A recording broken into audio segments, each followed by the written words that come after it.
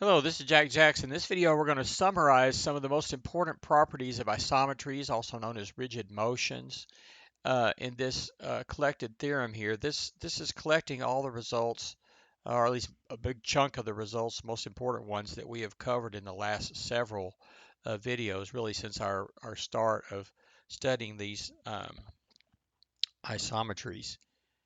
So combining the proofs and results above, we've now proved, or at least discovered through GeoGebra activities, the following um, I, items that are in this theorem. Isometries are linear transformations that preserve distance and angle measure. Isometries map a pre-image figure to a congruent image figure. We proved this for line segments, angles, circles, and triangles, and we made the definition of congruence for figures and generals. The composition of any two isometries is also an isometry. All isometries can be decomposed in a composition of three or fewer reflections. Specifically, the identity is a minimum is two reflections, about the same mirror twice, or zero if you just leave it alone. Translations require two at a minimum. Both mirror lines perpendicular to the direction of the translation and half as far apart as the distance translated will do it. A rotation can be found by two reflections composed, where the reflections are about mirror lines that intersect, and they intersect at the center of the rotation, and the angle between the two mirror lines is half the angle of the rotation. Notice that all of those right there are an even number of reflections. A reflection, of course, is just one reflection itself.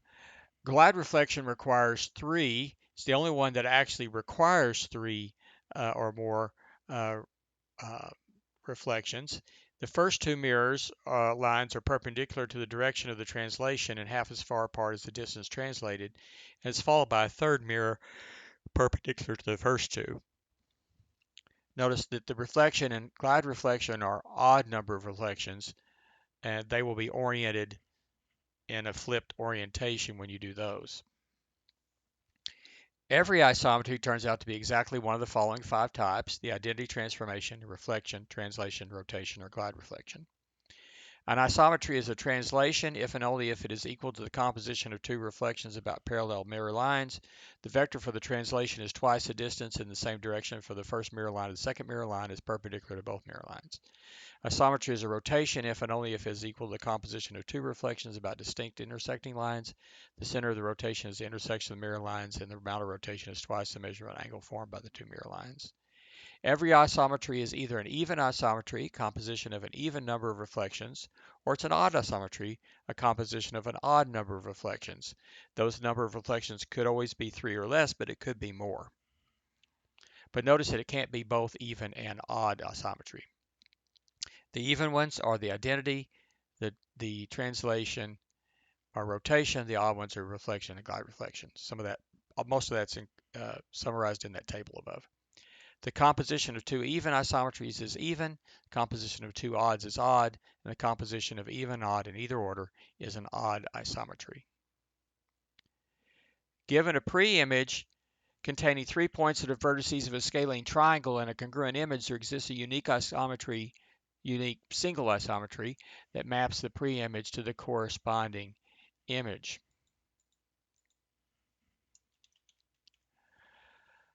If all image points are the same as pre-images, then we have the identity transformation is what happened.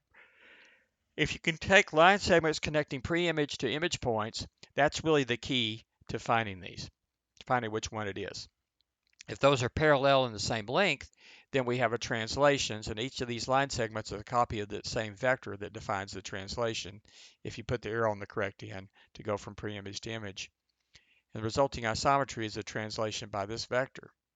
If the line segments connecting the pre-image to image points are parallel but not necessarily the same length, the midpoints of these line segments are collinear. Call the line containing these um, midpoints, we'll call that line M. The result is we have a reflection, and the resulting isometry is a reflection with the mirror line being M.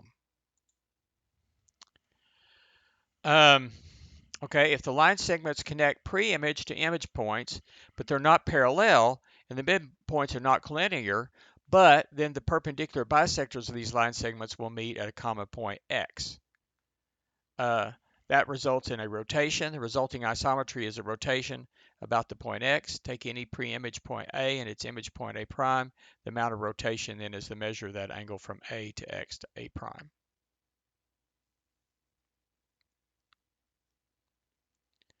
Line segments connecting the pre-image to image points, if they're not parallel, but their midpoints are collinear, call the line containing these midpoints M, then we have a glide reflection.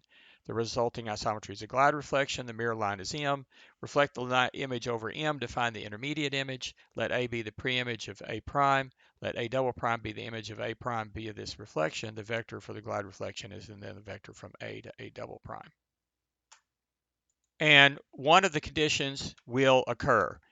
Possibly more than one will occur, and then there might be more than one isometry that gets you there, but not if the image contains the vertices of a scalene triangle um, that we know where their images are. Okay, um, but if the figure has a lot of symmetry, or it's a very simple figure like a point or a line segment, uh, then there may be more than one isometry that gets you there. But this tells you how to find what isometry it is if you know the pre-image and the image. Every isometry has an inverse isometry. If it's the identity, it is the inverse is the identity transformation. By the way, an inverse means that if you compose these two things, you get the identity uh, transformation. If you translate by a vector hk, the inverse is a translation by the vector minus h minus k, by the opposite vector. If you rotate by amount theta about a center point x, the inverse is a rotation by the angle opposite theta, negative theta, about the same center x. If you reflect about a mirror line M, it's its own inverse. The reflection about the line M will get you back to where you started. If you take a glide reflection by vector hk and then reflect about a parallel mirror line M, the inverse is a glide reflection about vector hk minus h minus k by the opposite vector, okay, and then reflect about the same mirror line M. So it turns out that composition of isometries is a non-commutative associative binary operation on the set of isometries, and and everything there's an identity and an inverses, so every set of isometries with composition forms a non-abelian group.